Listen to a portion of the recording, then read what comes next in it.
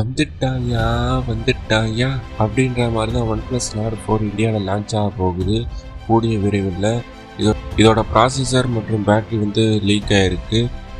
அது மட்டும் இல்லாமல் ரொம்ப முக்கியமாக இதோட மொபைல் என்ன ரீபிராண்டு அப்படின்றது வந்து லீக் ஆகிருக்கு.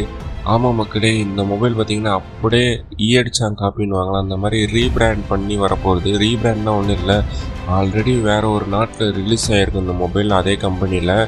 அந்த மொபைல் வந்து வேறு பேரில் ரிலீஸ் ஆகிருக்கும். அதை அப்படியே பேர் மாற்றி வேறு எதுவும் இன்டர்னல்ஸ்லாம் சேஞ்ச் பண்ணாமல், ப்ராசஸர் எதையும் சேஞ்ச் பண்ணாமல் அப்படியே நம்ம நாட்டில் வர்றது பேர் தான் ரீபிராண்டு. அந்த வகையில் பார்த்திங்கன்னா Nord 4, அதாவது OnePlus Nord 4 இந்தியாவில் லான்ச் ஆக போகுது. இது பார்த்திங்கன்னா சைனா ஒன்லி அப்படின்ற மாடல் தான். சைனாவில் மட்டும் ரிலீஸ் ஆனால் OnePlus Ace 3V அப்படின்ற மாடலில் OnePlus Nord 4 லான்ச் பண்ண போகிறாங்க.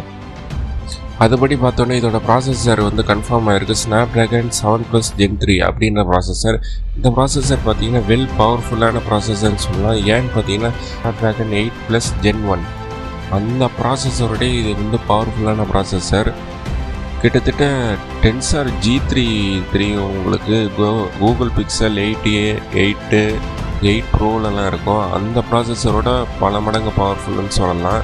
அந்த அளவுக்கு பவர்ஃபுல்லான ப்ராசஸர் தான் இந்த OnePlus Nord 4 வச்சு வரப்போகுது. ஸோ OnePlus Nord சீரீஸ் எப்போவுமே பார்த்திங்கன்னா ஒரு காம்படிட்டிவான ப்ரைஸ் இல்லை தான். காம்படிட்டிவ் மீன்ஸ் உங்களுக்கு அஃபோர்டபுள் இல்லாட்டியும் கூட ஒரு 30,000 ரூபாய்க்குள்ளே அந்த மாதிரி ப்ரைஸ் ரேஞ்சில் தான் சுற்றிக்கிட்டு இருக்கோம். அந்த வகையில் இந்த மொபைல் வந்து அந்த 30,000 ரூபா 35க்குள்ளே லான்ச் ஆச்சுன்னா இது ஒரு மிகப்பெரிய சேல்ஸ் அடையும்னு சொல்லலாம். ஏன்னு பார்த்தீங்கன்னா இது ஒரு நல்ல ப்ராசஸர், ஃப்ளாக்ஷிப் நிகரான ப்ராசஸர்னு சொல்லலாம். சரி, ஓகே ப்ரோ, ப்ராசஸர் விட்டு போங்க, அப்படியே வேறு ஸ்பெக்ஸை பற்றி சொல்லுங்கள் அப்படின்னு சொல்கிறது கேட்குது. இதோட பேட்டரியும் லீக் ஆகிருக்கு. பேட்டரி பார்த்தீங்கன்னா அந்த சர்டிஃபிகேஷனில் படி பார்த்தோன்னா 5430 mAh வந்து லீக் ஆகிருக்கு, அதாவது 5500 mAh. இது பார்த்திங்கன்னா அப்படியே இந்த Ace 3V அப்படின்னு சைனா ஒன்லி மாடலில் இருக்கிற அதே பேட்டரி கெப்பாசிட்டி. ஸோ இது மூலயமா என்ன தெரிய வருதுன்னா அதே மாடல் தான் வந்து வெறும் பேரை மாற்றி வரப்போகுதுன்னு மட்டும் தெரிய வருது.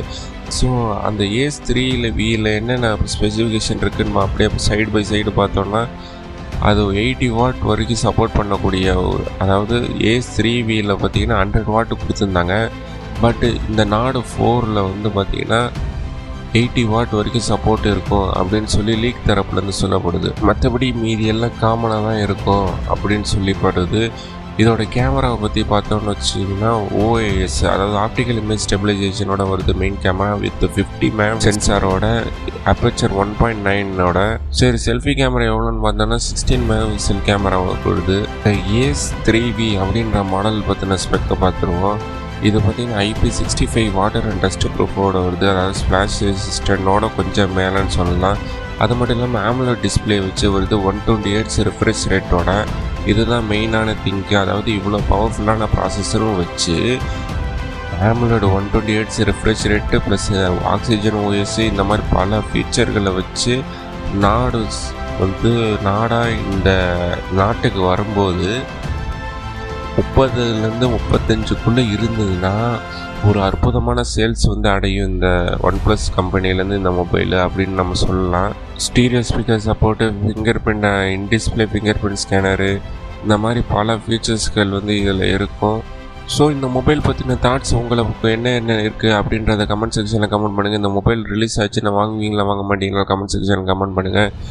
இந்த மாதிரி ஒரு நிறைய டெக் மொபைல் பற்றின டீட்டெயில்ஸ் வந்து உடனுக்குடன் வந்துட்டு இருக்கும். தொடர்ந்து கேஜெட் தமிழை பாருங்கள். நீங்கள் பார்த்துட்டு இருக்குது கேஜெட் தமிழ்.